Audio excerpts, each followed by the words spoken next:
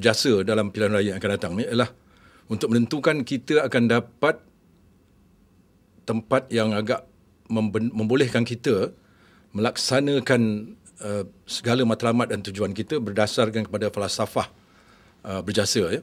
Iaitu kita ingin menyumbang kepada politik negara dengan berusaha melahirkan satu realiti baru yang berteraskan 3 ciri, iaitu wasatiyah, pemersatu dan juga nilai-nilai murni.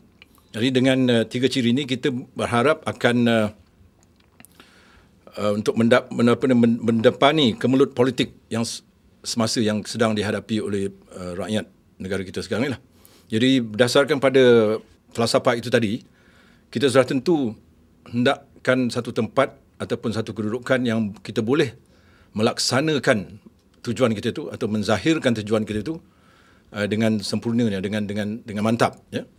Jadi kalau ditanya berapa banyak kerusi kita nak bertanding, seperti saya kata tadi, kita belum lagi putuskan di peringkat Biro Politik dan juga ahli jawatan kuasa pusat.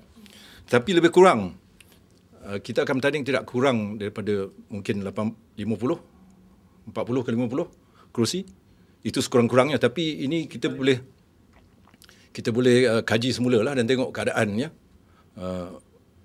Dan sebagai panduannya lebih kurang antara 40 ke 50 kerusi yang akan kita tandingkan dan di tempat yang tertentu, di kawasan-kawasan yang tertentu,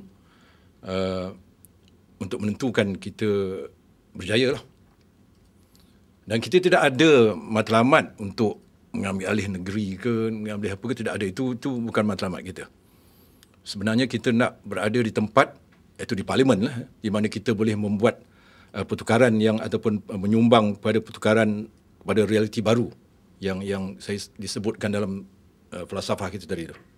Fokus kita ialah kepada sekarang ni, kalau kita tengok suasana politik negara kita sekarang ni, rakyat menghadapi 2 dilema, ya. Iaitu di sebelah satu ialah keadaan politik yang telah berterusan sejak kita merdeka dan tidak ada pun pembaharuan dan penghijrahan, ya, sesuaian dengan keadaan semasa yang ada dalam negara kita. Itu sebelah tangan. Di sebelah lagi kita tengok satu gelombang yang begitu mendadak dan membuat berbagai pertukaran yang boleh membimbangkan rakyat, ya, masa hadapan kita dan masa hadapan generasi-generasi yang akan datang. Itu boleh membimbangkan, boleh mewujudkan satu keadaan yang ketidaktentuan. Jadi kadang-kadang rakyat sudah serba salah. Jadi adalah fokus kita untuk memberi suatu pilihan kepada rakyat kita supaya kita dapat mententeramkan keadaan politik, kita dapat menstabilkan keadaan politik dalam negara kita.